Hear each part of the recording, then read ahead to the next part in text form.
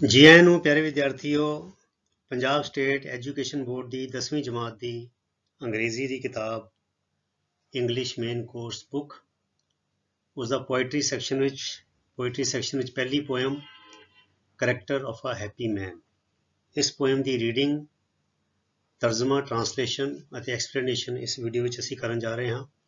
ਤੁਸੀਂ ਨੋਟਬੁੱਕ ਅਤੇ ਪੈਨ ਲੈ ਲਓ ਤੇ ਸਾਰੀਆਂ ਗੱਲਾਂ ਨੂੰ ਜਿਹੜਾ ਉਲਥਾ ਹੈ, ਤਰਜਮਾ ਹੈ, ਅਨੁਵਾਦ ਹੈ, ਉਹਨੂੰ ਤੁਸੀਂ ਨੋਟ ਕਰ ਲੈਣਾ ਹੈ ਤੇ ਜਿਹੜੀਆਂ ਗੱਲਾਂ ਜ਼ੁਬਾਨੀ ਦੱਸੀਆਂ ਜਾਣਗੀਆਂ ਉਹਨਾਂ ਨੂੰ ਵੀ ਸੁਣ ਕੇ ਤੁਸੀਂ ਆਪਣੀ ਨੋਟਬੁੱਕ ਵਿੱਚ ਉਤਾਰ ਲੈਣਾ ਹੈ। ਤੇ ਅੱਗੇ ਵਧਣ ਤੋਂ ਪਹਿਲੇ ਮੈਂ ਦੱਸ ਦਵਾਂ ਕਿ 10ਵੀਂ ਜਮਾਤ ਦੇ ਨਾਲ ਹੀ ਸੰਬੰਧਿਤ 4 ਪਲੇਲਿਸਟਾਂ ਹੋ ਰਹੀਆਂ ਇਸੇ ਚੈਨਲ ਦੇ ਉੱਤੇ, ਤੁਸੀਂ ਉਹਨਾਂ ਦਾ ਲਾਹਾ ਵੀ ਲੈ ਸਕਦੇ ਹੋ। ਇੱਕ ਹੈਗੀ ਹੈ 10th ਮੈਥ, ਦੂਜੀ ਹੈਗੀ 10th ਮੈਥ ਨੋਟਸ, ਤੀਜੀ ਹੈਗੀ ਹੈ 10th ਮੈਥ ਐਕਸਟਰਾ ਕੁਐਸਚਨਸ ਜਿਹਦੇ 'ਚ ਟ੍ਰਿਗਨੋਮੈਟਰੀ, ਕੁਆਡਰੇਟਿਕ ਇਕੁਏਸ਼ਨਸ ਤੇ ਟ੍ਰਾਇੰਗਲਸ ਦੇ ਐਕਸਟਰਾ ਸਵਾਲ ਹੈਗੇ ਨੇ, ਤੇ ਚੌਥੀ ਹੈਗੀ ਹੈ 10th ਸਾਇੰਸ। ਸੋ ਤੁਸੀਂ ਉਹਨਾਂ ਦਾ ਲਾਹਾ ਵੀ ਆਪਣੀ ਲੋੜ ਦੇ ਮੁਤਾਬਕ ਲੈ ਸਕਦੇ ਹੋ। ਸੋ ਆਓ ਸ਼ੁਰੂ ਕਰੀਏ ਕਰੈਕਟਰ ਆਫ ਅ ਹੈਪੀ ਮੈਨ। ਪਹਿਲਾਂ ਇਹਦੀ ਜਾਣਕਾਰੀ। ਦੀ ਆਈਡੀਆ ਕਨਵੇਡ ਇਨ ਦਿਸ ਪੋਇਮ।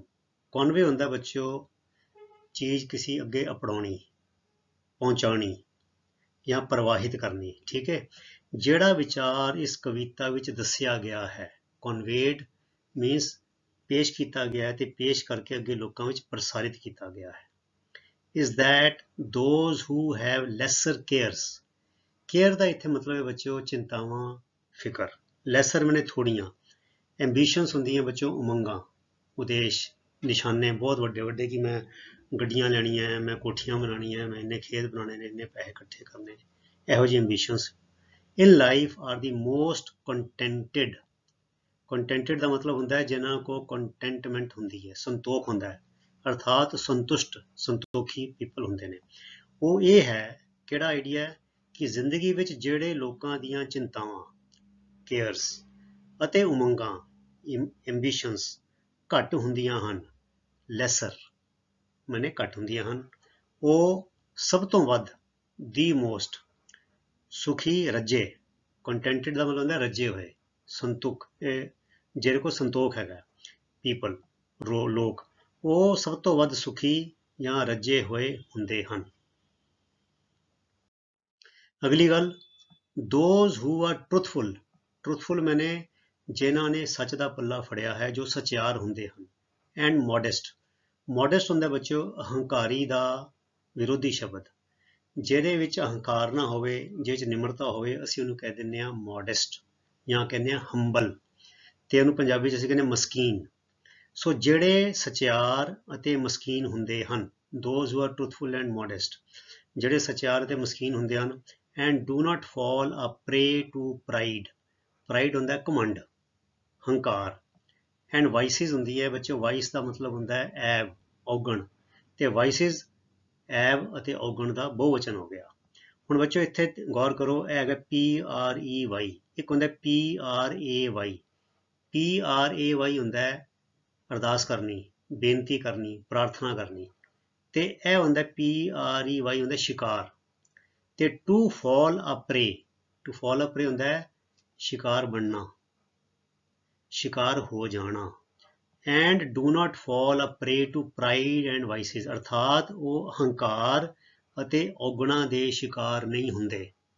ਇਹੋ ਜਿਹੇ ਬੰਦੇ ਹੰਕਾਰ ਅਤੇ ਐਬਾਂ ਦੇ ਜੰਜਾਲ ਵਿੱਚ, ਜਾਲ ਵਿੱਚ ਨਹੀਂ ਫਸਦੇ ਅਤੇ ਹੰਕਾਰ ਅਤੇ ਵਿਕਾਰਾਂ ਦਾ ਸ਼ਿਕਾਰ ਨਹੀਂ ਬਣਦੇ।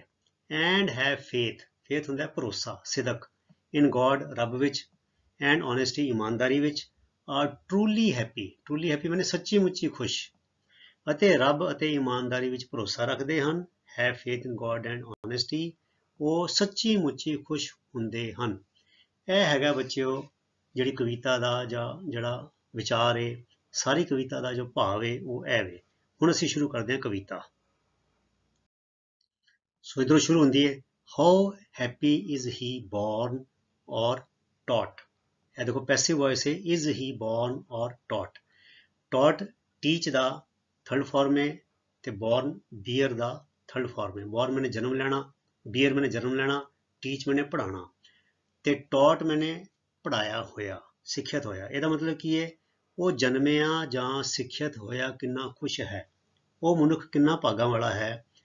ਮਤਲਬ ਕਿ ਉਹਦਾ ਜਨਮ ਲਿੱਤਾ, ਉਹਦਾ ਜਨਮ ਵੀ ਧਨਤਾ ਦਾ ਯੋਗ ਹੈ ਤੇ ਉਹਦੀ ਪੜ੍ਹਾਈ ਵੀ ਮੁਬਾਰਕ ਹੈ, ਜੋ ਖੁਸ਼ ਹੈ। ਅਰਥਾਤ ਜੋ ਜਨਮ ਲੈ ਕੇ ਇਸ ਧਰਤੀ ਤੇ ਖੁਸ਼ ਵਿਚਰ ਰਿਹਾ ਹੈ ਅਤੇ ਜੋ ਪੜ੍ਹ ਲਿਖ ਕੇ ਵੀ ਖੁਸ਼ ਵਿਚਰ ਰਿਹਾ ਹੈ, ਉਹ ਮਨੁੱਖ ਕਿੰਨਾ ਖੁਸ਼ ਹੈ, ਉਹਦੀ ਪੜ੍ਹਾਈ ਜਿਹੜੀ ਹੈ ਮੁਬਾਰਕ ਹੈ, ਉਹਦਾ ਜਨਮ ਵੀ ਮੁਬਾਰਕ ਹੈ। That serveth, ਇਹ ਬੱਚੋ ਪੋਇਟਰੀ ਹੈ, ਪੋਇਮ ਵਿੱਚ ਇਦਾਂ ਲਿਖਿਆ ਜਾਂਦਾ ਹੈ ਤੇ ਇਹਦਾ ਮਤਲਬ ਹੈ ਸਰਵਸ। ਜਿਹੜੀ ਪ੍ਰੋਜ਼ ਦੀ ਅੰਗਰੇਜ਼ੀ ਹੈ, ਵਾਰਤਕ ਦੀ ਅੰਗਰੇਜ਼ੀ, ਉਹਨੂੰ ਵਿੱਚ ਲਿਖਾਂਗੇ ਸਰਵਸ। ਸਰਵ ਹੁੰਦਾ ਬੱਚੋ ਸੇਵਾ ਕਰਨੀ, ਗੁਲਾਮੀ ਕਰਨੀ, ਨੌਕਰੀ ਕਰਨੀ। ਇਹ ਤਿੰਨ ਸ਼ਬਦ ਜਿਹੜੇ ਨੇ ਅਲੱਗ-ਅਲੱਗ ਭਾਵ ਵਿੱਚ ਵਰਤੇ ਜਾਂਦੇ ਨੇ। ਸਰਵ ਮੈਨੇ ਸੇਵਾ ਵਾਸਤੇ ਵੀ ਵਰਤਿਆ ਜਾਂਦਾ ਹੈ, ਸਰਵ ਨੌਕਰੀ ਵਾਸਤੇ ਵੀ ਵਰਤਿਆ ਜਾਂਦਾ ਹੈ ਤੇ ਸਰਵ ਗੁਲਾਮੀ ਕਰਨ ਵਾਸਤੇ ਵੀ ਵਰਤਿਆ ਜਾਂਦਾ ਹੈ। ਇੱਥੇ ਭਾਵ ਹੈਗਾ ਹੈ ਗੁਲਾਮ। That serves not another's will, another ਮਾਨੇ ਕੋਈ ਹੋਰ। will ਦਾ ਮਤਲਬ ਬੱਚੇ ਹੁੰਦਾ ਇੱਥੇ ਇੱਕ ਤੇ will ਹੁੰਦੀ ਹੈ ਆਕਸੀਲਰੀ ਵਰਬ, ਜਿਹੜੀ ਅਸੀਂ ਫਿਊਚਰ ਟੈਂਸ ਵਿੱਚ ਵਰਤਦੇ ਹਾਂ। ਇੱਥੇ will ਦਾ ਮਤਲਬ ਹੈ, ਇਹ ਨਾਊਨ ਹੈ, ਇਹਦਾ ਮਤਲਬ ਇੱਛਾ, ਮਰਜ਼ੀ। That serves not another's will, ਜੋ ਦੂਜਿਆਂ ਦੀ ਮਰਜ਼ੀ ਦਾ ਗੁਲਾਮ ਨਹੀਂ, ਕਿ ਜਿੱਦਾਂ ਦੂਜੇ ਤੋਰਦੇ ਨੇ ਉਹਨਾਂ ਦੇ ਮਗਰ ਲੱਗ ਕੇ ਤੁਰਦਾ ਹੈ, ਇੱਦਾਂ ਨਹੀਂ ਹੈਗਾ ਉਹ ਬੰਦਾ ਜਿਹੜਾ ਖੁਸ਼ ਰਹਿੰਦਾ ਹੈ। ਜਿਹੜਾ ਕਿਸੇ ਦੂਜੇ ਦੀ ਮਰਜ਼ੀ ਦਾ ਗੁਲਾਮ ਨਹੀਂ ਹੈ, ਅਰਥਾਤ ਉਹ ਆਜ਼ਾਦ ਸੋਚ ਦਾ ਮਾਲਿਕ ਹੈ, ਉਹ ਇੰਨਾ ਸੂਝਵਾਨ ਹੈ ਔਰ ਕੋਈ ਵਿਵੇਕ ਬੁੱਧੀ ਹੈ, ਉਹ ਆਪਣੇ ਫੈਸਲੇ ਆਪਣੇ ਦਿਮਾਗ ਦੇ ਨਾਲ, ਆਪਣੇ ਜਿਹੜੇ ਉਹਨੇ ਅਸੂਲ ਬਣਾਏ ਹੋਏ ਨੇ ਜ਼ਿੰਦਗੀ ਦੇ, ਸੱਚੇ ਜਿਹੜੇ ਸੱਚ ਤੇ ਆਧਾਰਿਤ ਨੇ, ਉਹਨਾਂ ਦੇ ਹਿਸਾਬ ਨਾਲ ਚੱਲਦਾ ਹੈ। ਆਲੇ ਦੁਆਲੇ ਉਹਦੇ ਆਂਢੀ ਗੁਆਂਢੀ, ਉਹਦੇ ਸ਼ਰੀਕੇ ਵਾਲੇ ਜਾਂ ਦੁਨੀਆ ਕੀ ਕਹਿੰਦੀ ਹੈ, ਉਹਨਾਂ ਦੂਜਿਆਂ ਦੀ ਮਰਜ਼ੀ ਦਾ ਗੁਲਾਮ ਨਹੀਂ ਹੈ। Whose armor, ਆਰਮਰ ਹੁੰਦਾ ਬੱਚਿਓ ਸੰਜੋਗ ਜਾਂ ਸਨਾਹ ਜਾਂ ਕਵਚ। ਮੈਂ ਤਿੰਨੋਂ ਸ਼ਬਦ ਲਿਖੇ ਨੇ ਤਾਂ ਕਿ ਤੁਹਾਨੂੰ ਪਤਾ ਲੱਗ ਜਾਏ ਪੰਜਾਬੀ ਵਿੱਚ ਵੀ। ਜਿਹੜਾ ਬੱਚਿਓ ਛਾਤੀ ਤੇ ਅਸੀਂ ਇਹਨੂੰ ਕਹਿ ਦਿੰਦੇ ਹਾਂ, ਅੱਜ ਦੀ ਡੇਟ ਵਿੱਚ ਕਹਿਣਾ, ਜਿਹੜੀ ਬੁਲੇਟ ਪ੍ਰੂਫ ਵੈਸਟ ਨਹੀਂ ਹੁੰਦੀ, ਬੁਲੇਟ ਪ੍ਰੂਫ ਜਿਹੜੀ ਹੈ ਜੈਕਟ ਪਾਈ ਹੁੰਦੀ ਹੈ ਵੀ ਗੋਲੀ ਲੱਗੇ ਤੇ ਵੱਜੇ ਨਾ। ਤੇ ਕੀ ਹੁੰਦਾ ਸੀ ਪੁਰਾਣੇ ਜ਼ਮਾਨੇ ਵਿੱਚ, ਲੋਹੇ ਦੀ ਬਰੀਕ ਚੱਦਰ ਜਾਂ ਕਿਸੇ ਧਾਤੂ ਦੀ ਬਰੀਕ ਚੱਦਰ ਦੀ ਉਹ ਬਣਾਇਆ ਜਾਂਦਾ ਸੀ ਛਾਤੀ ਤੇ, ਤਾਂ ਕਿ ਕੋਈ ਤੀਰ ਵੱਜੇ, ਕੋਈ ਕਿਰਪਾਨ ਵੱਜੇ, ਤਲਵਾਰ ਵੱਜੇ ਤੇ ਉਹ ਛਾਤੀ ਤੇ ਫੱਟ ਨਾ ਲੱਗੇ, ਪਿੱਠ ਤੇ ਫੱਟ ਨਾ ਲੱਗੇ। ਸੋ ਉਹਦਾ ਆਰਮਰ, ਉਹਨੂੰ ਕਹਿੰਦੇ ਨੇ ਕਵਚ, ਸੰਜੋਗ ਜਾਂ ਸਨਾਹ। Whose armor is his honest thought, ਤੇ ਉਹਦਾ ਕਵਚ ਕਿਹੜਾ ਹੈ? ਉਹਦਾ ਕਵਚ ਹੈ ਬੁਲੇਟ ਪ੍ਰੂਫ ਜੈਕਟ ਨਹੀਂ ਹੈਗੀ, ਜਾਂ ਕੋਈ ਲੋਹੇ ਦਾ ਬਣਿਆ ਜਾਂ ਕਿਸੇ ਧਾਤੂ ਦਾ ਬਣਿਆ ਕਵਚ ਨਹੀਂ ਹੈਗਾ। ਉਹਦੀ ਨੇਕ ਨੀਤੀ, ਅਰਥਾਤ ਉਹਦੇ ਵਿਚਾਰਾਂ ਵਿੱਚ ਗੁੜਚ ਜਿਹੜੀ ਉਹਦੀ ਇਮਾਨਦਾਰੀ ਹੈ, ਉਹਦੀ ਨੇਕ ਨੀਤੀ ਅਰਥਾਤ ਉਹਦੀ ਨੀਅਤ ਵਿੱਚ ਇਮਾਨਦਾਰੀ ਹੈ, ਉਹਦੇ ਵਿਚਾਰਾਂ ਵਿੱਚ ਇਮਾਨਦਾਰੀ ਹੈ, ਇਹ ਉਹਦਾ ਹੈਗਾ ਕਵਚ, ਇਹ ਹੈਗਾ ਉਹਦਾ ਕਿਲਾ, defence. And simple truth his utmost skill, skill ਹੁੰਦਾ ਬੱਚੋ ਹੁਨਰ ਜਾਂ ਕਲਾ। ਅਟਮੋਸਟ ਹੁੰਦਾ ਬੱਚੋ, ਜੇ ਬੰਦਾ ਸਿਰੇ ਦਾ ਕਹਿੰਦੇ ਅਸੀਂ ਕਹਿੰਦੇ ਵੀ ਹੈ his utmost skill is singing, ਉਹ ਗਾਉਣ ਦਾ ਮਾਹਰ ਹੈ। His utmost skill is painting, ਵੀ ਇਹ ਬੰਦਾ ਤੇ his utmost skill is sketching, ਵੀ ਉਹ ਸਕੈਚ ਡਰਾ ਕਰ ਲੈਂਦਾ, 1 ਮਿੰਟ ਦੇ ਵਿੱਚ ਹੀ ਕਾਰਟੂਨ ਬਣਾ ਲੈਂਦਾ। ਪਰ ਇਹ ਕਹਿੰਦੇ ਜਿਹੜਾ ਬੰਦਾ ਖੁਸ਼ ਹੈ, ਜਿਹੜਾ ਕਰੈਕਟਰ ਇਹੋ ਜਿਹਾ, ਉਹਦੀ ਖੂਬੀਆਂ ਕਿਹੜੀਆਂ ਨੇ? ਜਿਹੜਾ ਬੰਦਾ ਖੁਸ਼ ਰਹਿੰਦਾ ਹੈ, ਸਿੰਪਲ ਟਰੁਥ, ਅਰਥਾਤ ਉਹਦੀ ਸੱਚਾਈ ਵਿੱਚ ਵੀ ਕਿਤੇ ਕੋਈ ਛਲ ਕਪਟ ਜਾਂ ਬਣਾਉਟੀਪਨ ਨਹੀਂ ਹੈਗਾ, ਬਣਾਉਟੀ ਸੱਚ ਨਹੀਂ ਹੈਗਾ। ਭੋਲੀ ਭਾਲੀ, ਜਿਵੇਂ ਬੱਚਿਓ ਇੱਕ ਬੱਚਾ ਹੁੰਦਾ, ਬੱਚਾ ਛੋਟਾ ਭੋਲਾ ਹੁੰਦਾ, ਉਹਨੂੰ ਹਾਲੇ ਇੰਨੀ ਸਮਝ ਨਹੀਂ ਹੁੰਦੀ, ਉਹਨੇ ਦੁਨੀਆ ਦੀਆਂ ਚੁਸਤੀਆਂ ਚਲਾਕੀਆਂ ਨਹੀਂ ਸਿੱਖੀਆਂ ਹੁੰਦੀਆਂ, ਉਹ ਸੱਚ ਬੋਲ ਦਿੰਦਾ, ਪਰੌਣੇ ਦੇ ਸਾਹਮਣੇ ਵੀ ਸੱਚ ਬੋਲ ਦਿੰਦਾ, ਗੁਆਂਢੀਆਂ ਦੇ ਸਾਹਮਣੇ ਵੀ ਸੱਚ ਬੋਲ ਦਿੰਦਾ, ਤੇ ਕਈ ਵਾਰ ਸੱਚ ਬੋਲ ਕੇ ਆਪਣੇ ਘਰਦਿਆਂ ਦਾ ਪਰਦਾਫਾਸ਼ ਵੀ ਕਰ ਦਿੰਦਾ। ਸੋ ਅਤੇ ਭੋਲੀ ਭਾਲੀ ਸੱਚਾਈ, ਬਿਲਕੁਲ ਨਿਸ਼ਕਪਟ, ਜਿਹਦੇ ਵਿੱਚ ਛਲ ਕਪਟ, ਕੋਈ ਹੇਰਾ ਫੇਰੀ, ਕੋਈ ਚਤੁਰਾਈ ਚੁਸਤੀ ਚਲਾਕੀ ਨਹੀਂ ਹੈਗੀ, ਇਹ ਉਸਦਾ ਮਹਾਨ ਹੁਨਰ ਹੈ। ਅਰਥਾਤ ਸੱਚ ਬੋਲਣਾ, ਸੱਚ ਵਿੱਚ ਵਿਚਰਨਾ ਉਹਦਾ ਸਹਿਜ ਸੁਭਾਅ ਹੈਗਾ, ਕੁਦਰਤੀ ਸੁਭਾਅ ਹੈਗਾ। And simple truth his utmost skill, utmost ਹੁੰਦਾ ਬੱਚੋ ਸਿਰੇ ਦੀ, ਬੜੀ ਮਹਾਨ, ਬੜੀ ਜ਼ਬਰਦਸਤ, ਇਹ ਉਹਦਾ ਹੁਨਰ ਹੈ, ਇਹ ਉਹਦੀ ਕਲਾ ਹੈ ਕਿ ਉਹਦੇ ਵਿੱਚ ਭੋਲੇਪਨ ਦੀ ਸੱਚਾਈ ਹੈ। ਅੱਗੇ ਹੂਜ਼ ਪੈਸ਼ਨਸ, ਪੈਸ਼ਨ ਹੁੰਦਾ ਬੱਚਿਓ ਮਨੋਵੇਗ, ਜਜ਼ਬੇ, ਇਹ ਚੰਗੇ ਵੀ ਹੋ ਸਕਦੇ ਨੇ, ਮਾੜੇ ਵੀ ਹੋ ਸਕਦੇ ਨੇ। ਗੁੱਸਾ, ਪਿਆਰ, ਈਰਖਾ, ਇਹ ਬੱਚੋ ਕੁਦਰਤੀ ਗੱਲ ਹੈ। ਜਦੋਂ ਬੰਦਾ ਜਜ਼ਬਾਤ ਵਿੱਚ ਹੁੰਦਾ ਹੈ ਤਦ ਉਹਦਾ ਦਿਮਾਗ ਫਿਰ ਕੰਮ ਨਹੀਂ ਕਰਦਾ। ਅਸੀਂ ਆਮ ਤੌਰ ਤੇ ਕਹਿੰਦੇ ਹਾਂ ਵੀ ਜਦੋਂ ਬੰਦਾ ਬੜਾ ਖੁਸ਼ ਹੋਵੇ ਤਦ ਵੱਡਾ ਫੈਸਲਾ ਨਹੀਂ ਕਰਨਾ ਚਾਹੀਦਾ, ਜਦੋਂ ਬੰਦਾ ਬੜਾ ਗੁੱਸੇ 'ਚ ਹੋਵੇ ਤਦ ਵੀ ਕੋਈ ਵੱਡਾ ਫੈਸਲਾ ਨਹੀਂ ਕਰਨਾ ਚਾਹੀਦਾ, ਕਿਉਂਕਿ ਬਹੁਤ ਜ਼ਿਆਦਾ ਖੁਸ਼ੀ ਵਿੱਚ ਤੇ ਬਹੁਤ ਜ਼ਿਆਦਾ ਗੁੱਸੇ ਵਿੱਚ ਜਾਂ ਇਹੋ ਜਿਹੇ ਹੋਰ ਵੀ ਹਾਂ ਪੱਖੀ ਜਾਂ ਨਾ ਪੱਖੀ ਜਜ਼ਬਿਆਂ ਵਿੱਚ ਮਨੁੱਖ ਗਲਤ ਫੈਸਲੇ ਕਰਦਾ ਹੈ। ਕਹਿੰਦੇ whose passions not his masters are, master ਹੁੰਦਾ ਹੈ ਮਾਲਿਕ, ਅਰਥਾਤ ਜਿਸ ਦੇ ਮਨੋਵੇਗ ਉਸ ਉੱਪਰ ਭਾਰੂ ਨਹੀਂ, ਅਰਥਾਤ ਉਹ ਜਜ਼ਬਿਆਂ ਦੇ ਅਧੀਨ ਹੋ ਕੇ ਕੋਈ ਕੰਮ ਨਹੀਂ ਕਰਦਾ, ਅਰਥਾਤ ਉਹਦੇ ਜਜ਼ਬੇ ਉਹਦੇ ਵੱਸ ਵਿੱਚ ਹਨ। ਉਹ ਬਹੁਤਾ ਜ਼ਿਆਦਾ ਕਿਤੇ ਉਲਾਰ ਵਿੱਚ ਵੀ ਨਹੀਂ ਆਉਂਦਾ ਤੇ ਬਹੁਤਾ ਜ਼ਿਆਦਾ ਨਿਵਾਣ ਵਿੱਚ ਵੀ ਨਹੀਂ ਜਾਂਦਾ, ਨਾ ਤੇ ਉਹ ਬਹੁਤ ਜ਼ਿਆਦਾ ਟਪੂਸੀਆਂ ਮਾਰਦਾ ਹੈ ਟੱਪਦਾ ਹੈ, ਤੇ ਨਾ ਹੀ ਉਹ ਬਹੁਤ ਜ਼ਿਆਦਾ ਕਿਤੇ ਢੇਰੀ ਢਾਹ ਕੇ ਬਹਿ ਜਾਂਦਾ ਹੈ। whose passions not his masters are, ਅਰਥਾਤ whose passions are not his masters, ਉਹਦੇ ਜਿਹੜੇ ਮਨੋਵੇਗ ਨੇ ਉਹਦੇ ਜਜ਼ਬੇ ਨੇ ਉਹ ਉਹਦੇ ਮਾਲਿਕ ਨਹੀਂ ਹੁੰਦੇ, ਉਹ ਉਹਨਾਂ ਨੂੰ ਆਪਣੇ ਕਾਬੂ ਵਿੱਚ ਰੱਖਦਾ ਹੈ, ਉਹ ਮਨੋਵੇਗ ਉਹਦੇ ਉੱਤੇ ਭਾਰੂ ਨਹੀਂ ਹੁੰਦੇ।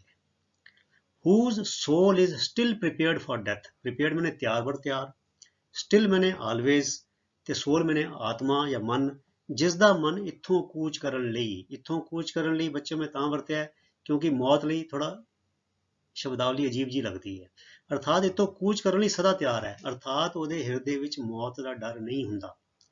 ਉਹਨੇ ਆਪਣਾ ਮੋਹ ਜਿਹੜਾ ਹੈ ਉਹ ਭੰਗ ਕਰ ਦਿੱਤਾ ਹੁੰਦਾ ਹੈ, ਉਹਦਾ ਦੁਨੀਆ ਦੇ ਪਦਾਰਥਾਂ ਦੇ ਨਾਲ ਤੇ ਦੁਨੀਆ ਦੀ ਵਡਿਆਈਆਂ ਦੇ ਨਾਲ ਉਹਦਾ ਮੋਹ ਨਹੀਂ ਹੁੰਦਾ। whose soul is still prepared for death, he is always ready, ਮਤਲਬ ਕਿ ਮੈਂ ਤਿਆਰ ਹਾਂ ਜੀ ਇੱਥੋਂ ਦੀ ਕੂਚ ਕਰਨ ਲਈ। untied, tied ਮੈਨੇ ਬੱਝਿਆ ਹੋਇਆ, untied ਨਾ ਬੱਝਿਆ ਹੋਇਆ, ਅਰਥਾਤ ਆਜ਼ਾਦ, ਬੰਧਨਾਂ ਤੋਂ ਮੁਕਤ। unto the world, ਦੁਨੀਆ ਦੇ ਵਿੱਚ ਨਹੀਂ ਖੁੱਭਿਆ ਹੋਇਆ, ਦੁਨੀਆ ਨਾਲ ਨਹੀਂ ਬੱਝਿਆ ਹੋਇਆ। ਕਿਹੜੀ ਦੁਨੀਆ? with care, ਇਹ ਵਾਲੀ ਚਿੰਤਾ ਕਿਹੜੀ? of public fame, public fame ਹੁੰਦੀ ਲੋਕਾਂ ਵਿੱਚ ਮਸ਼ਹੂਰੀ, ਲੋਕੀ ਬੱਲੇ ਬੱਲੇ ਕਰਨ, ਲੋਕੀ ਵਡਿਆਈਆਂ ਦੇਣ।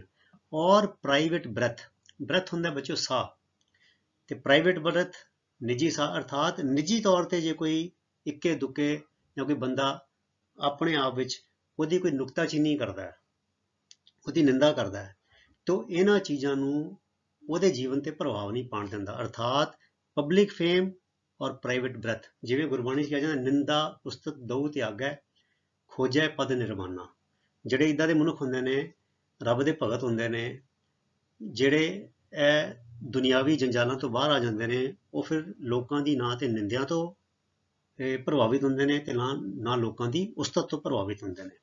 ਸੋ ਜੋ ਦੁਨਿਆਵੀ ਸ਼ੋਭਾ, ਪਬਲਿਕ ਫੇਮ ਜਾਂ ਨਿੱਜੀ ਨੁਕਤਾਚੀਨੀ, ਪ੍ਰਾਈਵੇਟ ਬ੍ਰੈਥ ਦੀ ਚਿੰਤਾ, ਕੇਅਰ ਰਾਹੀਂ ਦੁਨੀਆ ਨਾਲ ਨਹੀਂ ਬੱਝਿਆ ਹੋਇਆ, ਅਰਥਾਤ ਉਹ ਦੁਨੀਆ ਦੇ ਇਸ ਵਰਤਾਰੇ ਵੀ ਕੋਈ ਮੇਰੀ ਬਹੁਤ ਵੱਡੀ ਵਡਿਆਈਆਂ ਕਰੇ, ਮੇਰੀ ਸਿਫਤਾਂ ਕਰੇ, ਉਹ ਇਸ ਗੱਲ ਦੀ ਚਿੰਤਾ ਵਿੱਚ ਨਹੀਂ ਫਸੇ ਹੁੰਦੇ, ਤੇ ਨਾ ਹੀ ਹੁੰਦਾ ਇਸ ਗੱਲ ਦੀ ਫਿਕਰ ਕਰਦੇ ਨੇ ਵੀ ਮੇਰੇ ਬਾਰੇ ਕਿਸੇ ਨੇ ਕੀ ਕਿਹਾ, ਉਹਨੇ ਮੇਰੇ ਬਾਰੇ ਚੰਗਾ ਕਿਹਾ ਜਾਂ ਮਾੜਾ ਕਿਹਾ, ਮਾੜਾ ਕਿਹਾ ਤੇ ਕਿਉਂ ਕਿਹਾ, ਉਸ ਗੱਲ ਤੋਂ ਪਰੇਸ਼ਾਨ ਨਹੀਂ ਹੁੰਦੇ। ਜਿਹੜਾ ਰਾਹ ਉਹਨਾਂ ਨੇ ਚੰਗਾ ਵਧੀਆ ਆਪਣਾ ਨਿਸ਼ਾਨਾ ਚੁਣਿਆ ਹੁੰਦਾ ਜ਼ਿੰਦਗੀ ਬਸ਼ਰ ਕਰਨ ਦਾ, ਉਹ ਉਹਦੇ ਤੇ ਤੁਰਦੇ ਰਹਿੰਦੇ ਨੇ। ਜਿਵੇਂ ਗੁਰਬਾਣੀ 'ਚ ਇੱਕ ਜਗ੍ਹਾ ਗੁਰੂ ਸਾਹਿਬ ਨੇ ਬੜਾ ਸੋਹਣਾ ਲਿਖਿਆ, ਅਬਮ ਚਲੀ ਠਾਕੁਰ ਪੈ ਹਾਰ, ਭਾਵੇਂ ਕੋਈ ਬੁਰਾ ਕਹੋ ਭਾਵੇਂ ਭਲਾ ਕਹੋ, ਹਮ ਤਨ ਦਿਓ ਹੈ ਡਾਰ। और देखिए who envies none, none ਦਾ ਮਤਲਬ ਹੁੰਦਾ no one, ਕਿਸੇ ਨੂੰ ਵੀ ਨਹੀਂ। ਇਹ no one ਦਾ ਸ਼ਾਰਟ ਫਾਰਮ ਹੈ none। envy ਹੁੰਦਾ ਬੱਚਿਓ ਈਰਖਾ ਕਰਨੀ, envies ਈਰਖਾ ਕਰਦਾ, none ਕਿਸੇ ਨਾਲ ਵੀ ਨਹੀਂ। whom chance doth raise, ਇਹ doth ਦਾ ਮਤਲਬ ਹੈ does, ਠੀਕ ਹੈ। ਚਾਂਸ ਹੁੰਦਾ ਬੱਚੋ ਮੌਕਾ ਜਾਂ ਕਿਸਮਤ, ਤੁੱਕਾ ਲੱਗ ਗਿਆ ਕਿਸੇ ਦਾ, ਠੀਕ ਹੈ। ਜੋ ਉਸ ਕਿਸੇ ਨਾਲ ਈਰਖਾ ਨਹੀਂ ਕਰਦਾ, ਕਿਹਦੇ ਨਾਲ? ਜਿਸ ਦੀ ਗੁੱਡੀ ਕਿਸਮਤ ਨੇ ਚੜਾ ਦਿੱਤੀ ਹੈ। ਇੱਥੇ ਬੱਚੋ ਗੁੱਡੀ ਕਿਸਮਤ ਨੇ ਚੜਾ ਦਿੱਤੀ ਹੈ, ਇਹ ਨੰਨੇ ਨੂੰ ਨਾ ਪਾ ਲਿਓ। ਜਿਸ ਦੀ ਗੁੱਡੀ ਕਿਸਮਤ ਚੜਾ ਦਿੱਤੀ ਹੈ, ਇੱਥੇ ਲਿਖਣਾ ਸੀ ਕੋਈ ਕਿਸਮਤ ਨੇ ਚੜਾ ਦਿੱਤੀ ਹੈ, ਅਰਥਾਤ ਉਹਦੇ ਆਂਢ ਗੁਆਂਢ ਵਿੱਚ, ਕੋਈ ਸ਼ਰੀਕੇ ਵਿੱਚ, ਕੋਈ ਉਹਦੇ ਇਲਾਕੇ ਵਿੱਚ ਜੋ ਉਹਨੂੰ ਜਾਣਦਾ ਹੋਵੇ ਮਾੜਾ ਮੋਟਾ, ਤੇ ਅਚਾਨਕ ਉਹਦਾ ਕਿਤੇ ਰੁਤਬਾ ਬਣ ਗਿਆ, ਉਹਨੇ ਕੋਠੀ ਲੈ ਲਈ, ਗੱਡੀ ਲੈ ਲਈ, ਖੇਤ ਲੈ ਲਏ, ਉਹ ਕਿਤੇ ਪੈਸੇ ਆ ਗਏ। ਸੋ ਇਹਦੇ ਕਰਕੇ ਭਾਵੇਂ ਉਹਨੂੰ ਉਹਦੀ ਕਿਸਮਤ ਚਮਕੀ, ਭਾਵੇਂ ਉਹਨੇ ਕੋਈ ਹੇਰਾ ਫੇਰੀ ਕੀਤੀ, ਭਾਵੇਂ ਕਿਸੇ ਦੀ ਚਮਚਾਗਿਰੀ ਕੀਤੀ, ਜਾਂ ਸਰਕਾਰ ਦੇ ਨਾਲ ਅੱਟੀ ਸੱਟੀ ਲਾ ਕੇ ਕੋਈ ਠੇਕਾ ਲਿਆ ਜਾਂ ਕਮਿਸ਼ਨਾਂ ਖਾਧੀਆਂ, ਉਹ ਇਹੋ ਜਿਹੇ ਕਿਸੇ ਬੰਦੇ ਦੇ ਨਾਲ ਈਰਖਾ ਨਹੀਂ ਕਰਦਾ, ਉਹ ਉਸ ਦੀ ਚੜ੍ਹਤ ਨੂੰ ਉਹਦੀ ਜ਼ਿੰਦਗੀ ਤੇ ਪ੍ਰਭਾਵ ਨਹੀਂ ਪਾਉਣ ਦਿੰਦਾ। ਸੋ ਜੋ ਉਸ ਕਿਸੇ ਨਾਲ ਈਰਖਾ ਨਹੀਂ ਕਰਦਾ ਜਿਸ ਦੀ ਗੁੱਡੀ ਕਿਸਮਤ ਨੇ ਜਿਸ ਦੀ ਗੁੱਡੀ ਕਿਸਮਤ ਚੜਾ ਦਿੰਦੀ ਹੈ। ਨਹੀਂ ਠੀਕ ਹੈ ਬੱਚਿਓ, ਮੈਂ ਇੱਥੇ ਉਹ ਪਹਿਲੇ ਮੈਂ ਹੋਰ ਲਿਖਿਆ ਸੀਗਾ, ਮੈਂ ਲਿਖਿਆ ਸੀ ਕਿਸਮਤ ਨੇ ਚੜਾ ਦਿੱਤੀ ਹੈ, ਤੇ ਇਹ ਠੀਕ ਬਣਿਆ। ਇੱਥੇ ਨੰਨਾ ਪਾਉਣ ਦੀ ਲੋੜ ਨਹੀਂ, ਨੰਨਾ ਤੇ ਲਾਮ ਪਾਉਣ ਦੀ ਲੋੜ ਨਹੀਂ। ਜਿਸ ਦੀ ਗੁੱਡੀ ਕਿਸਮਤ ਚੜਾ ਦਿੰਦੀ ਹੈ, whom chance doth raise, does raise, ਇੱਥੇ ਡਥ ਦਾ ਮਤਲਬ ਡਜ਼, ਇਹ ਪੋਇਟਰੀ ਵਿੱਚ ਦਾ ਲਿਖਿਆ ਜਾਂਦਾ, ਡਜ਼ ਨੂੰ ਡਥ ਕਰਕੇ ਲਿਖਿਆ ਜਾਂਦਾ। ਸੋ ਜਿਸ ਦੀ ਗੁੱਡੀ ਕਿਸਮਤ ਚੜਾ ਦਿੰਦੀ ਹੈ, ਉਸ ਦੀ ਚੜ੍ਹਤ ਨੂੰ ਦੇਖ ਕੇ ਉਹ ਈਰਖਾ ਨਹੀਂ ਕਰਦਾ। ਇਹ ਬੱਚਿਓ ਸਾਰੀਆਂ ਖੂਬੀਆਂ ਨੇ ਕਿਸ ਮਨੁੱਖ ਦੀਆਂ? ਜਿਹੜਾ ਮਨੁੱਖ ਹਮੇਸ਼ਾ ਖੁਸ਼ ਰਹਿੰਦਾ ਹੈ, ਵਿਕਾਸ ਵਿੱਚ ਰਹਿੰਦਾ ਹੈ, ਖਿੜੇ ਮੱਥੇ ਰਹਿੰਦਾ ਹੈ। ਸੋ ਬੱਚਿਓ ਕਵਿਤਾ ਅਸੀਂ ਪੜ੍ਹਨੀ ਨਹੀਂ ਹੈਗੀ, ਇਹ ਗੱਲਾਂ ਅਸੀਂ ਆਪਣੀ ਜ਼ਿੰਦਗੀ ਵਿੱਚ ਵੀ ਅਪਣਾਉਣੀਆਂ ਨੇ। ਫਿਰ ਕਹਿੰਦੇ ਨੌਰ ਵਾਈਸ, ਵਾਈਸ ਹੁੰਦਾ ਬੱਚਿਓ ਐਬ, ਔਗਣ, ਹੂ ਨੈਵਰ ਅੰਡਰਸਟੂਡ, ਤੇ ਜਿਹਨੇ ਕਦੀ ਐਬਾਂ ਦਾ ਰਾਹ, ਔਗਣਾਂ ਦਾ ਰਾਹ ਸਮਝਿਆ ਹੀ ਨਹੀਂ, ਉਹਨੇ ਜਾਣਨ ਦੀ ਕੋਸ਼ਿਸ਼ ਨਹੀਂ ਕੀਤੀ ਵੀ ਇਹ ਨਸ਼ੇ ਕੀ ਹੁੰਦੇ ਨੇ, ਇਹ ਜੂਆ ਕੀ ਹੁੰਦਾ ਹੈ, ਇਹ ਚੋਰੀ ਜਾਰੀ ਕੀ ਹੁੰਦੀ, ਉਸ ਪਾਸੇ ਉਹ ਜਾਂਦਾ ਹੀ ਨਹੀਂ, ਉਹ ਰਾਹ ਹੀ ਨਹੀਂ ਪਿਆ ਹੁੰਦਾ, ਅਤੇ ਨਾ ਹੀ ਉਹ ਕਦੇ ਔਗਣਾਂ ਵਾਲੇ ਰਾਹੇ ਪਿਆ ਹੁੰਦਾ। ਉਸ ਪਾਸੇ ਕਹਿੰਦੇ ਜਿਹੜੇ ਪਿੰਡ ਹੀ ਨਹੀਂ ਜਾਣਾ ਉਹਦਾ ਰਾਹ ਕੀ ਪੁੱਛਣਾ, ਹਨਾ। ਸੋ ਹਾਊ ਡੀਪੈਸਟ ਵੂੰਡਸ, ਡੀਪੈਸਟ ਮੈਨੇ ਬਹੁਤ ਅਤ ਡੂੰਘੇ, ਵੂੰਡਸ ਮੈਨੇ ਜ਼ਖਮ, are given with praise, praise ਹੁੰਦੀ ਸਿਫਤ, ਖੁਸ਼ਾਮਦ। ਹੁਣ ਲੋਕੀ ਬੱਚਿਓ ਕੰਮ ਕਢਾਉਣ ਲਈ ਕਿਸੇ ਦੀਆਂ ਬੜੀਆਂ ਸਿਫਤਾਂ ਕਰਦੇ ਨੇ, ਕਈ ਆਪਣਾ ਕਢਾਉਣ ਲਈ ਦੂਜੇ ਦੀ ਸਿਫਤਾਂ ਕਰਦੇ ਨੇ, ਤੇ ਮੇਰੇ ਵਰਗੇ ਸਪੋਜ਼ ਮੇਰੇ ਕੋਲ ਕੁਛ ਹੈਗਾ ਤੇ ਮੇਰੀ ਸਿਫਤਾਂ ਕਰਦੇ ਨੇ ਝੂਠੀਆਂ। ਪਰ ਉਹ ਬੰਦਾ ਜਿਹੜਾ ਹੈਪੀ ਹੁੰਦਾ ਹੈ, ਜਿਹੜਾ ਖੁਸ਼ ਹੁੰਦਾ ਹੈ, ਉਹ ਇੰਨਾ ਸੂਝਵਾਨ ਹੁੰਦਾ ਹੈ, ਉਹ ਨਾ ਤੇ ਕਿਸੇ ਦੀ ਸਿਫਤਾਂ ਕਰਦਾ ਹੈ ਬੇਲੋੜੀਆਂ, ਤੇ ਨਾ ਹੀ ਕਿਸੇ ਨੂੰ, ਜੇ ਉਹਦੀ ਕੋਈ ਸਿਫਤਾਂ ਬੇਲੋੜੀਆਂ ਕਰਦਾ ਹੈ ਤੇ ਉਹਦੇ ਤੋਂ ਵੀ ਚੁਕੰਨਾ ਰਹਿੰਦਾ ਹੈ, ਸੁਚੇਤ ਰਹਿੰਦਾ ਹੈ। ਕਹਿੰਦੇ ਖੁਸ਼ਾਮਦ ਨਾਲ ਕਿੰਨੇ ਅਤ ਡੂੰਘੇ ਜ਼ਖਮ ਦਿੱਤੇ ਜਾਂਦੇ ਹਨ।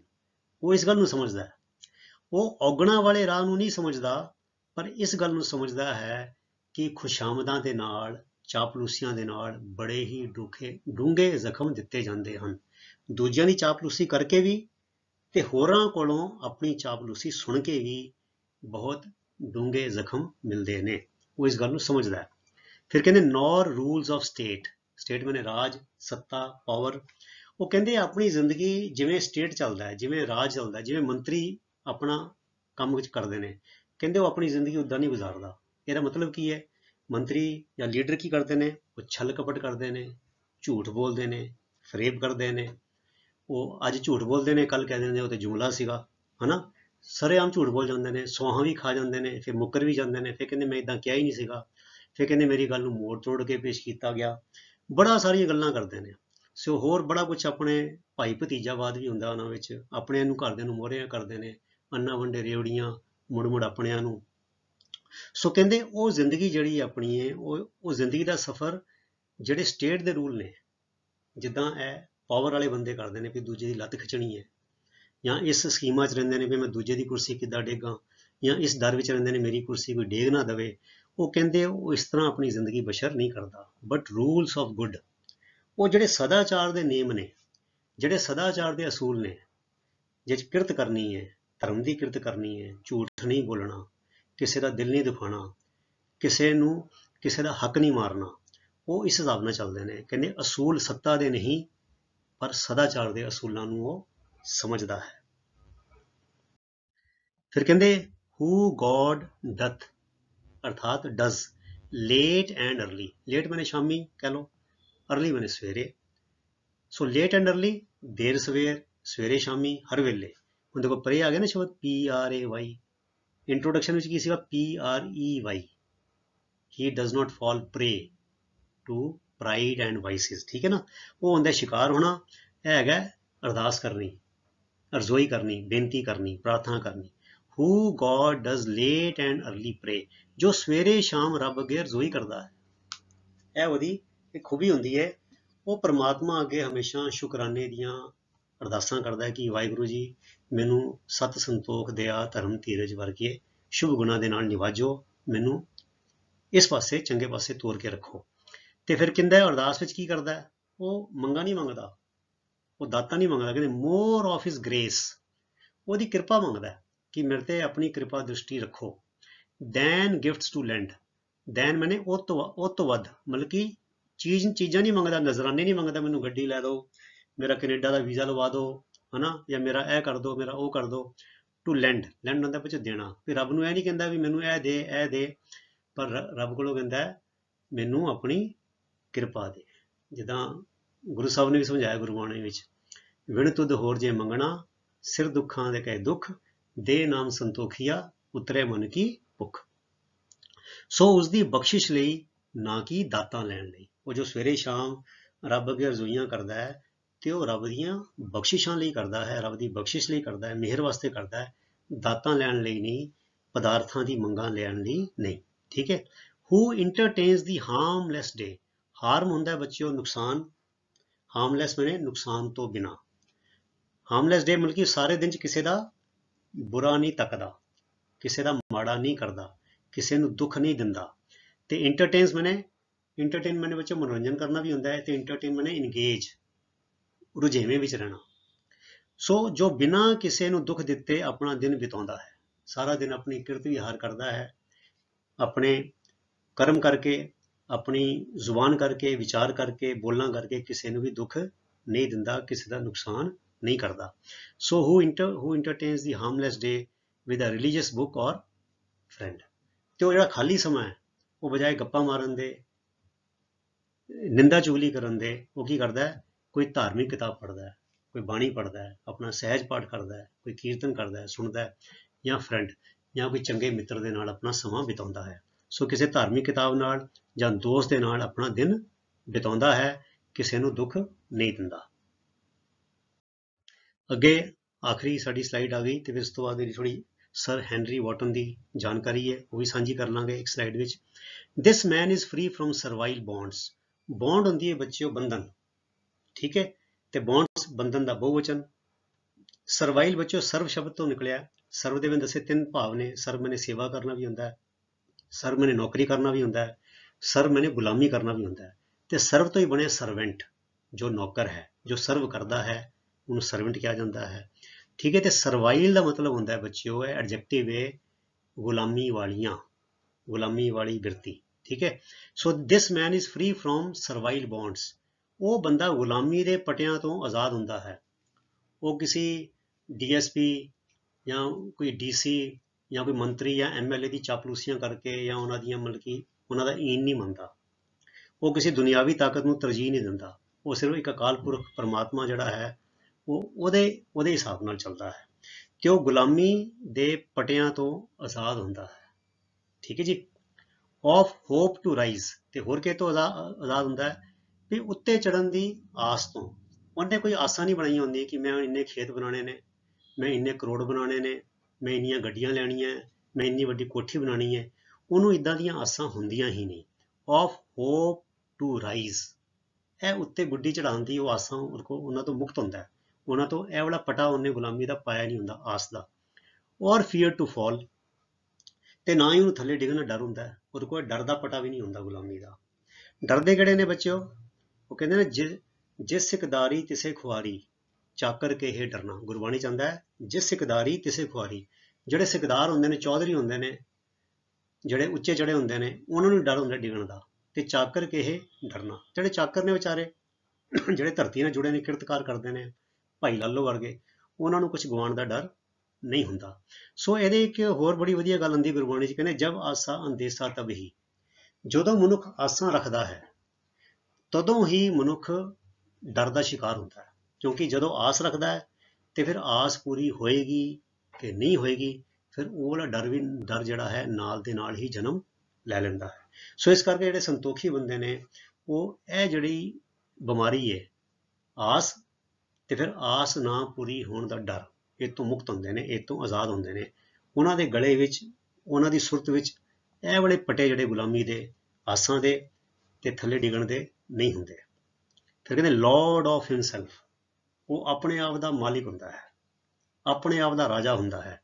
ਦੋ ਨਾਟ ਆਫ ਲੈਂਡਸ, ਹਾਲਾਂਕਿ ਜ਼ਮੀਨਾਂ ਦਾ ਨਹੀਂ, ਭਾਵੇਂ ਉਹਦੇ ਕੋਲ ਜ਼ਮੀਨਾਂ ਨਹੀਂ। ਜਿੱਦਾਂ ਮਲਕ ਭਾਗੋ ਦੇ ਮੁਕਾਬਲੇ ਭਾਈ ਲਾਲੋ ਜਿਹੜਾ ਸੀਗਾ ਉਹ ਵੱਡਾ ਰਾਜਾ ਸੀਗਾ। ਕਿਉਂ? ਕਿਉਂਕਿ ਗੁਰੂ ਨਾਨਕ ਪਾਤਸ਼ਾਹ ਮਲਕ ਭਾਗੋ ਕੋਲ ਨਹੀਂ ਗਏ, ਉਹਦੇ ਮਾਲ ਬੂਏ, ਉਹਨੇ ਬੜਾ ਤਗੜਾ ਡਿਸ਼ਾਂ ਬਣਾਈਆਂ ਸੀਗੀਆਂ, ਬੜੀਆਂ ਤਗੜੀਆਂ, ਉਹਦੇ ਕੋਲ ਮਹਿਲ ਮਾੜੀਆਂ ਸੀਗੀਆਂ। ਪਰ ਗੁਰੂ ਨਾਨਕ ਪਾਤਸ਼ਾਹ ਮਲਕ ਭਾਗੋ ਕੋਲ ਨਹੀਂ ਗਏ। ਉਹ ਜਿਹੜਾ ਕਿਰਤ ਕਰਦਾ ਸੀ, ਪਸੀਨੇ ਨਾਲ ਭਿੱਜਿਆ ਸੀ, ਉਹਦੀ ਕੁੱਲੀ ਵਿੱਚ ਕੋਧਰੀ ਦੀ ਰੋਟੀ ਗੁਰੂ ਨਾਨਕ ਪਾਤਸ਼ਾਹ ਨੇ ਭਾਈ ਲਾਲੋ ਦੇ ਘਰ ਜਾ ਕੇ ਖਾਧੀ। ਸੋ ਭਾਈ ਲਾਲੋ ਵੱਡਾ ਰਾਜਾ ਸੀਗਾ, ਤੇ ਜਿਹੜਾ ਮਲਕ ਭਾਗੋ ਸੀ, ਜਿਹੜਾ ਗਰੀਬਾਂ ਦਾ ਖੂਨ ਚੂਸਦਾ ਸੀ, ਉਹ ਇੱਕ ਮੰਗਤਾ ਸੀਗਾ। ਸੋ ਇੱਦਾਂ ਦੇ ਬੰਦੇ ਲਾਰਡ ਆਫ ਹਿਮਸੈਲਫ, ਆਪਣੇ ਆਪ ਦੇ ਰਾਜੇ ਹੁੰਦੇ ਹਨ। ਦੋ ਨਾਟ ਆਫ ਲੈਂਡਸ, ਹਾਲਾਂਕਿ ਉਹਨਾਂ ਕੋਲ ਜ਼ਮੀਨਾਂ ਨਹੀਂ ਹੁੰਦੀਆਂ, ਜਿਹਦੇ ਬਾਰੇ ਗੁਰੂ ਸਾਹਿਬ ਨੇ ਫਿਰ ਗੁਰਬਾਣੀ ਦੀ ਗੱਲ ਕਹਾਂਗਾ ਕਿ ਜਿਸਨੂੰ ਬਖਸ਼ੇ ਸਿਫਤ ਸਾਲਾ ਨਾਨਕ ਪਾਤਸ਼ਾਹੀ ਪਾਤਸ਼ਾਹ। ਜਿਸ ਮਨੁੱਖ ਨੂੰ ਪਰਮਾਤਮਾ ਨੇ ਪਰਮਾਤਮਾ ਦੇ ਗੁਣ ਗਾਉਣ ਦਾ ਤੋਹਫਾ ਦਿੱਤਾ ਹੁੰਦਾ, ਜਿਸ ਨੂੰ ਬਖਸ਼ੇ ਸਿਫਤ ਸਲਾਹ ਕਰਨ ਦੀ ਜਿਹੜੀ ਦਾਤ ਬਖਸ਼ੀ ਹੁੰਦੀ ਹੈ ਪਰਮਾਤਮਾ ਨੇ ਜਿਸ ਮਨੁੱਖ ਨੂੰ, ਉਹ ਰਾਜਿਆਂ ਦਾ ਵੀ ਰਾਜਾ ਹੁੰਦਾ ਹੈ। ਜਿਸ ਨੂੰ ਬਖਸ਼ੇ ਸਿਫਤ ਸਲਾਹ ਨਾਨਕ ਪਾਤਸ਼ਾਹੀ ਪਾਤਸ਼ਾਹ, ਹੈ ਨਾਨਕ ਇਹੋ ਜਿਹੇ ਮਨੁੱਖ ਪਾਤਸ਼ਾਹਾਂ ਦੇ ਵੀ ਪਾਤਸ਼ਾਹ ਹੁੰਦੇ ਹਨ। ਭਾਵੇਂ ਉਹਨਾਂ ਕੋਲ ਜ਼ਮੀਨਾਂ ਨਹੀਂ ਹੈਗੀਆਂ, ਸਿੰਘਾਸਨ ਨਹੀਂ ਹੈਗੇ, ਤਾਜ ਨਹੀਂ ਹੈਗੇ, ਪਰ ਉਹਨਾਂ ਕੋਲ ਅਣਖ ਹੁੰਦੀ ਹੈ, ਉਹਨਾਂ ਕੋਲ ਜ਼ਮੀਰ ਹੁੰਦਾ ਹੈ, ਉਹਨਾਂ ਕੋਲ ਸੰਤੋਖ ਹੁੰਦਾ ਹੈ, ਉਹਨਾਂ ਕੋਲ ਰੱਜ ਹੁੰਦਾ ਹੈ, ਉਹਨਾਂ ਕੋਲ ਇਮਾਨਦਾਰੀ ਹੁੰਦੀ ਹੈ, ਉਹਨਾਂ ਕੋਲ ਸੱਚ ਹੁੰਦਾ ਹੈ। ਐਂਡ ਹੈਵਿੰਗ ਨਥਿੰਗ, ਤੇ ਭਾਵੇਂ ਉਹਨਾਂ ਕੋਲ ਕੁਝ ਵੀ ਨਾ ਹੋਵੇ, ਯਟ ਹੈਥ ਆਲ, ਹੈਥ ਦਾ ਮਤਲਬ ਹੈਜ਼ ਆਲ ਹੈ, ਭਾਵੇਂ ਉਹਨਾਂ ਕੋਲ ਕੁਝ ਵੀ ਨਾ ਹੋਵੇ ਦੇਖਣ ਨੂੰ, ਪਰ ਉਹਨਾਂ ਕੋਲ ਸਭ ਕੁਝ ਹੁੰਦਾ ਹੈ। ਉਹਨਾਂ ਕੋਲ ਚੜ੍ਹਦੀ ਕਲਾ ਹੁੰਦੀ ਹੈ, ਉਹਨਾਂ ਕੋਲ ਆਨੰਦ ਹੁੰਦਾ ਹੈ, ਉਹਨਾਂ ਕੋਲ ਖੁਸ਼ੀ ਹੁੰਦੀ ਹੈ, ਤੇ ਉਹਨਾਂ ਕੋਲ ਸੰਤੋਖ ਹੁੰਦਾ ਹੈ। ਸੋ ਅਤੇ ਕੋਲ ਕੁਝ ਵੀ ਨਹੀਂ, ਫਿਰ ਵੀ ਉਸ ਕੋਲ ਸਭ ਕੁਝ ਹੈ। ਸੋ ਐਸੀ ਕਵਿਤਾ ਬੱਚਿਓ ਸਰ ਹੈਨਰੀ ਵਾਟਨ ਦੀ। ਹੁਣ ਸਰ ਹੈਨਰੀ ਵਾਟਨ ਬਾਰੇ 2 ਲਾਈਨਾਂ ਤੁਹਾਡੀ ਕਿਤਾਬ 'ਚ ਲਿਖੀਆਂ, ਉਹ ਵੀ ਤੁਹਾਨੂੰ ਦੱਸ ਦਿੰਦੇ ਹਾਂ ਤੇ ਨਾਲ ਅਰਥ ਦੱਸ ਦਿੰਦੇ ਹਾਂ। Sir Henry Wotton was born in 1568 in Kent. ਇਹ ਸ਼ਹਿਰ ਹੈਗਾ Kent, UK, United Kingdom. United Kingdom ਦੇ ਕੈਂਟ ਸ਼ਹਿਰ ਵਿੱਚ 1568 ਵਿੱਚ ਸਰ ਹੈਨਰੀ ਵਾਟਨ ਦਾ ਜਨਮ ਹੋਇਆ। ਹੀ ਵਾਜ਼ ਅ ਫੇਮਸ, ਮਸ਼ਹੂਰ ਪੋਇਟ, ਮਸ਼ਹੂਰ ਕਵੀ ਸੀਗੇ, ਐਂਡ ਡਿਪਲੋਮੈਟ। ਡਿਪਲੋਮੈਟ ਬਣੇ ਰਾਜਦੂਤ, ਜਿੱਦਾਂ ਐਮਬੈਸੀਆਂ ਵਗੈਰਾ ਵਿੱਚ ਸ਼ਰਾਫਤ ਖਾਨੇ 'ਚ ਬੰਦੇ ਕੰਮ ਕਰਦੇ ਨੇ। ਵਾਟਨ ਸਟੱਡੀਡ ਐਟ ਵਿਨਚੈਸਟਰ, ਇਹ ਵੀ ਇੱਕ ਸਾਊਥ ਇੰਗਲੈਂਡ ਵਿੱਚ ਇੱਕ ਸ਼ਹਿਰ ਹੈਗਾ, ਵਿਨਚੈਸਟਰ ਵਿੱਚ ਉਹਨਾਂ ਨੇ ਪੜ੍ਹਾਈ ਕੀਤੀ। ਐਂਡ ਆਕਸਫੋਰਡ ਬੜੀ ਮਸ਼ਹੂਰ ਯੂਨੀਵਰਸਿਟੀ ਹੈ, ਸ਼ਹਿਰ ਦਾ ਵੀ ਨਾਂ ਹੈ ਜਿੱਥੇ ਆਕਸਫੋਰਡ ਹੈਗੀ ਹੈ, ਉੱਥੇ ਵਿਨਚੈਸਟਰ ਵਿੱਚ ਤੇ ਆਕਸਫੋਰਡ ਵਿੱਚ ਉਹਨਾਂ ਨੇ ਆਪਣੀ ਪੜ੍ਹਾਈ ਕੀਤੀ। ਇਨ 1595 ਹੀ ਵਾਜ਼ ਇੰਗੇਜਡ ਮੈਨੇ ਉਹਨਾਂ ਨੂੰ ਰੱਖ ਲਿਆ ਗਿਆ, ਨੌਕਰੀ ਤੇ ਰੱਖ ਲਿਆ ਗਿਆ, ਕਿਹਦੇ ਵੱਲੋਂ? ਬਾਈ ਦੀ ਅਰਲ ਆਫ ਐਸੈਕਸ। ਅਰਲ ਬੱਚਿਓ ਇੱਕ ਨਾ ਇੰਗਲੈਂਡ ਵਿੱਚ ਇੱਕ ਰੈਂਕ ਹੁੰਦਾ ਹੈ, ਜਿੱਦਾਂ ਸਾਡੇ ਅਸੀਂ ਵੀ ਕਹਿੰਦੇ ਸਰਪੰਚ ਕਹਿ ਲਓ, ਪੰਚ ਕਹਿ ਲਓ, ਇਹ ਤੇ ਖੈਰ ਬਹੁਤ ਛੋਟੇ ਲੈਵਲ ਦੇ ਨੇ। ਸੋ ਐਸੈਕਸ ਇੱਕ ਕਾਊਂਟੀ, ਇੱਕ ਜ਼ਿਲ੍ਹਾ ਹੈ ਉੱਥੇ ਦਾ, ਉਹਦਾ ਜਿਹੜਾ ਅਰਲ ਸੀਗਾ, ਅਰਲ ਇੱਕ ਰੈਂਕ ਹੈਗਾ ਸਮਝੋ, ਉਹਦਾ ਮਤਲਬ ਕਿ ਕਹਿ ਲਓ ਕਿ ਉਸ ਡਿਸਟ੍ਰਿਕਟ ਦਾ ਕਹਿ ਲਓ, ਅਸੀਂ ਕਹਿ ਲਓ ਸੂਬੇਦਾਰ ਕਹਿ ਲਓ ਜਾਂ ਕੁਛ ਕਹਿ ਲਓ, ਇਹਦਾ ਮੈਨੂੰ ਪੰਜਾਬੀ 'ਚ ਮਤਲਬ ਨਹੀਂ ਪਤਾ, ਕਿਉਂਕਿ ਇਹ ਚੀਜ਼ ਇੰਡੀਆ ਵਿੱਚ ਇੱਦਾਂ ਸਿਸਟਮ ਸੀਗਾ ਨਹੀਂ। ਸੋ ਅਰਲ ਇੱਕ ਬੱਚੋ ਸਮਝੋ ਇੱਕ ਰੈਂਕ ਹੀ ਸੀਗਾ, ਜਿੱਦਾਂ ਸੂਬੇਦਾਰ ਅਸੀਂ ਕਹਿ ਸਕਦੇ ਹਾਂ, ਹੈ ਨਾ, ਜਾਂ ਉਸ ਜ਼ਿਲ੍ਹੇ ਦਾ ਉਹਨੂੰ ਜਿੱਦਾਂ ਮਤਲਬ ਕਿ ਅੱਗੇ ਨਿੱਕੇ ਨਿੱਕੇ ਜ਼ਿਲ੍ਹਿਆਂ ਦੀ ਉਹਨੂੰ ਜ਼ਿੰਮੇਵਾਰੀ ਥਾਪੀ ਹੋਈ ਹੋਵੇ। So Earl of Essex as agent and secretary, ਆਪਣਾ ਏਜੰਟ ਅਤੇ ਸੈਕਟਰੀ ਵਜੋਂ ਉਹਨੂੰ ਨੌਕਰੀ ਤੇ ਰੱਖਿਆ ਗਿਆ ਸੀ। His poems and other writings were collected in 1651, ਤੇ 1651 ਵਿੱਚ ਉਹਨੇ ਜਿਹੜੀਆਂ ਆਪਣੀਆਂ ਲਿਖਤਾਂ ਲਿਖੀਆਂ ਤੇ ਕਵਿਤਾਵਾਂ ਲਿਖੀਆਂ, ਉਹਨਾਂ ਸਾਰਿਆਂ ਨੂੰ ਸੰਕਲਿਤ ਕੀਤਾ ਗਿਆ ਸੀਗਾ। ਸੋ ਐਸੀ ਪਿਆਰੇ ਵਿਦਿਆਰਥੀਓ ਤੁਹਾਡੀ 10ਵੀਂ class the Kavita character of a happy ਮੈਨ। ਅਗਲੀ ਵੀਡੀਓ ਵਿੱਚ ਅਸੀਂ ਇਹਦੇ ਜਿਹੜੇ ਕੁਐਸਚਨ ਆਨਸਰਸ ਨੇ ਉਹ ਤੁਹਾਡੇ ਲਈ ਲੈ ਕੇ ਆਵਾਂਗੇ। ਤਦ ਤੱਕ ਲਈ ਗੁੱਡ ਬਾਏ। ਸੋ ਤੁਹਾਡਾ ਸਾਰਿਆਂ ਦਾ ਬਹੁਤ ਬਹੁਤ ਧੰਨਵਾਦ। ਰੱਬ ਰਾਖਾ। Thank you very much.